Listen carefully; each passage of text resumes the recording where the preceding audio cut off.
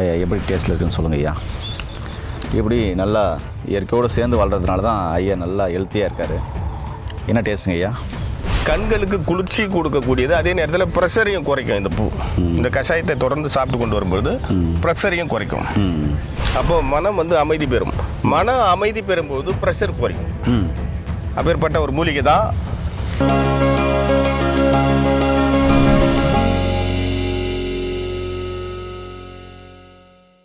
இயற்கையை மருந்து சேனலுடைய மேலும் பல பதிவுகளை தெரிந்து கொள்ள இந்த சேனலை சப்ஸ்கிரைப் செய்யவும், பெல் பட்டனை அழுத்தவும். மேலும் மருத்துவரின் ஆலோசனை பெற இந்த வீடியோவில் உள்ள எண்ணிற்கு தொடர்பு கொள்ளவும். இயற்கை மருந்துகளுக்கு வணக்கம். மூலிகை பற்றி மூலிகை செய்கிற மாதிரி இருக்காரு. இன்னைக்கு எலும்பு சார்ந்த பிரச்சனைகளுக்கு ஒரு அற்புதமான தீர்வு தரக்கூடிய ஒரு மூலிகை பற்றி தான் பேச போகிறோம். வாங்க வீடியோ கொள்ளப்பலாம். ஐயா வணக்கம் ஐயா. ஐயா இன்னைக்கு எலும்பு சார்ந்த பிரச்சனை நிறைய பேருக்கு இருக்கு. ஆமாம் சார். அதுக்கு ஒரு அற்புதமான மூலிகை பற்றி சொல்ல போகிறோம். நீங்களே அது என்ன மூலிகை, அதை எப்படிலாம் பயன்படுத்தணும்? அதான் சார், இந்த நித்திய கல்யாணி என்று சொல்லக்கூடிய சுடுகாட்டு பூண்டுன்னு கிராமங்களில் சொல்லுவாங்க. ஏன்னாக்கா இந்த பூக்கள் எலும்புகளை வலுப்படுத்தக்கூடியது. இது வளர்கிற இடம் பார்த்தீங்கன்னா கடல் சார்ந்த இடம், இந்த மலை சார்ந்த இடம், புதர்களில் ஓரமாக வளரக்கூடியது. தண்ணி இல்லாமலும் வளரக்கூடிய மூலிகை. இந்த பூக்களை ஒரு 10 பூக்களை எடுத்துக்கணும். 10 பூக்களை பறித்து 1 டம்ளர் தண்ணீரில் போட்டு ஒரு 3-4 மிளகை அதில் தட்டி போட்டு நன்றாக கொதிக்க வைத்து அதை கொஞ்சம் கொஞ்சமாக குடிச்சிட்டு வரும்போது எலும்பு சார்ந்த பிரச்சனைகள் தீரும்.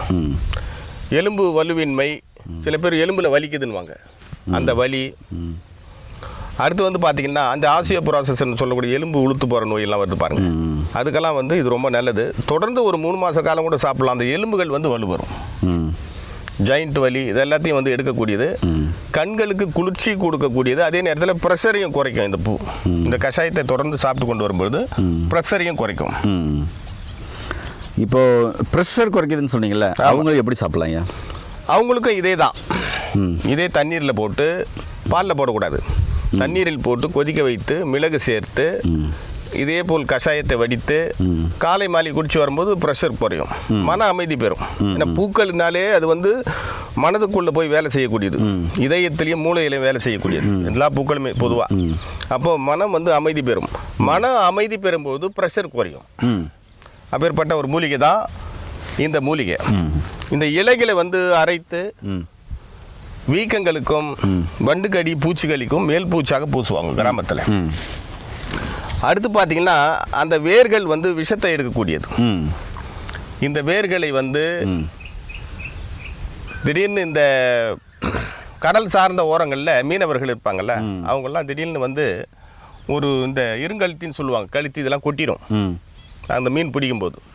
அப்போ என்ன செய்வாங்க, இந்த வேரை எடுத்துகிட்டு நல்லா அரைச்சிட்டு அந்த இடத்துல போடுவாங்க. போட்டு சூடு பறக்க தேய்ச்சிட்டு இதை கொஞ்சம் கஷாயமாக வச்சு குடிப்பாங்க. அப்போ அந்த விஷங்கள் சீக்கிரத்தில் இறங்கிடும்.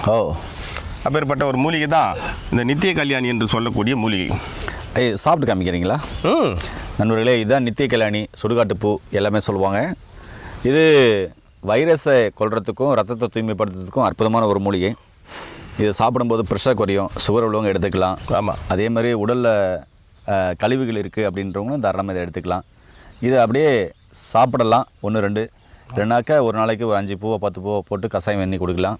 இப்போ ஐயா பார்த்தீங்கன்னாக்கா எடுத்திருக்காரு, அவர் சாப்பிட்டு காமிக்க போகிறார் என்ன டேஸ்ட்டில் இருக்குன்னு. இது ரொம்ப அருமையாக இருக்கும். ஐயா நீங்கள் சாப்பிட்டு காமிங்க ஐயா எப்படி இருக்குன்னு. நண்பர்களே பார்த்தீங்கன்னா இந்த பூவை இப்போ ஐயா சாப்பிட்டு காமிக்க போகிறாரு. இது எப்படி இருக்க டேஸ்ட்னு சொல்கிறாரு. ஐயா எப்படி டேஸ்ட்டில் இருக்குன்னு சொல்லுங்கள் ஐயா. இப்படி நல்லா இயற்கையோடு சேர்ந்து வாழ்கிறதுனால தான் ஐயா நல்லா ஹெல்த்தியாக இருக்கார். என்ன டேஸ்ட்டுங்க ஐயா? சிறு கசப்பு, லைட்டாக இனிப்பு இருக்குது. நீங்கள் சொல்லுங்கள் ஐயா. தொகுப்பு இருக்குது. இது வாயில் புண்ணுலாம் இருந்தால் இது மென்று முழுங்கினாலே அந்த புண்ணெல்லாம் ஆறும்.